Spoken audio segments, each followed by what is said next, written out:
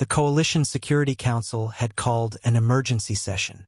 The topic: updating threat assessment protocols after the Kepler Station incident, where a single human had somehow neutralized an entire pirate crew. "We need standardized metrics," clicked Administrator Voss, her insectoid form rigid with bureaucratic determination. "Every species must declare their maximum combat capacity. How many weapons can a single operative carry?" Representatives from 40 species provided their data. Threxians, 2 blade arms, natural. Valorians, 1 energy staff, maximum weight allowance. Kandorians, for weapons 1 per arm. The numbers were consistent, predictable, logical. Then they reached humanity's representative. Master Sergeant Elena Volkov stood before the council, a woman in her 40s with graying hair and calm eyes. She wore standard Earth Defense Force fatigues. Nothing special about her appearance except for the way she stood, balanced and ready. "How many weapons can a human carry?" Voss repeated the question. "Still counting," Volkov replied. Laughter rippled through the chamber. "This is serious." Voss's translator buzzed with irritation. "We need a number for our files." "May I demonstrate?" The council agreed, curious about human bravado. Volkov began with the obvious.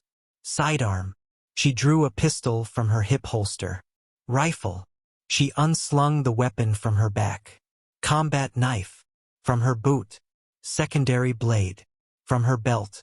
"For weapons," Voss noted. "Standard for most." "I'm not done." Volkov pulled a garrote wire from her collar. Tactical pen. From her pocket. Flashlight, aluminum, weighted for striking. From her vest. Belt. Reinforced, doubles as a whip or restraint. She removed it, demonstrating its rigid flexibility. The counting continued. Bootlaces, paracord, rated for strangulation. Ceramic coffee mug, sharp when broken. Keys between fingers for close combat. Jacket, Kevlar weave, can trap blades. Watch. Edge sharpened for cutting. "This is ridiculous," a Valerian protested. "These aren't weapons." Volkov threw the coffee mug. It shattered against the wall, leaving a shard embedded 2 inches into the supposedly armor-grade material. The room went quiet. "Weapon number 18, teeth." She smiled, showing canine's evolution had maintained despite millennia of civilization. 19, fingernails. She demonstrated how they could gouge. 20, elbows. 21, knees. 22, forehead. Human skulls are particularly dense, excellent for striking. She continued the count. Her metal edges filed sharp. Shoelaces tied together, improvised nunchucks. Battery from her communicator, explosive when punctured correctly.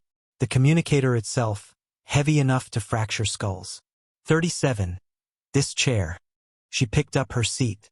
38, that table. 39, the floor tiles, loose ones make excellent throwing implements. 40, the air in this room. Air? Voss asked weakly. Compressed in my lungs, expelled at force. Can blind, disorient, or carry pathogens if I'm sick. Volkov set down the chair. 41, my blood. Typo negative, but that's not the weapon part. Human blood carries diseases that are harmless to us but lethal to 17 species in this room. If I bleed on you, you might die. The council shifted uncomfortably. 42, my voice. She spoke softer. Humans can mimic distress calls of various species, lure enemies, or scream at frequencies that cause disorientation. 43, my body weight. Terminal velocity falling object. 44, my stomach acid. If necessary, I can vomit it as a projectile. She walked to the center of the room. But here's what you're not understanding. Everything I've shown you? Every human knows this. We don't train to see weapons, we evolve seeing weapons. A human child learns to throw before they can properly walk. We play games about fighting from infancy. Surely there's a limit, Voss insisted. Volkov considered this. On Earth, we have a saying, I'm not trapped in here with you, you're trapped in here with me. Because the ultimate human weapon isn't what we carry. It's our ability to turn anything into a weapon. Your question assumes weapons are separate from the warrior. For humans, that distinction doesn't exist. She pulled out her datapad showing historical footage. Battle of Stalingrad, humans used frozen corpses as shields and clubs. Vietnam, sharpened bamboo covered in excrement. Los Angeles riots. Someone killed 3 people with a skateboard. Prison uprising in Alabama. An inmate made a functional crossbow from newspaper and underwear elastic. The footage continued. Humans weaponizing everything from playing cards to dental floss, from soap to soda cans. How many weapons can a human hold? Volkov repeated the question. Wrong question. Ask instead. What can't a human turn into a weapon? So far, we haven't found anything. She moved toward the exit, then paused. Oh, I forgot. 45. Psychological warfare. The fact that you'll now assess every human you meet as carrying infinite weapons? That paranoia itself becomes our weapon. 46. As she left, Administrator Voss stared at the assessment form.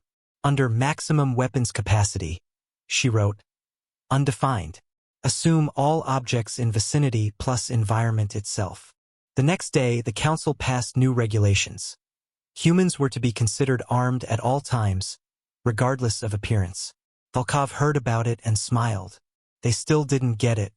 The most dangerous weapon any human carried was the mind that could see weapons everywhere. 47 and counting.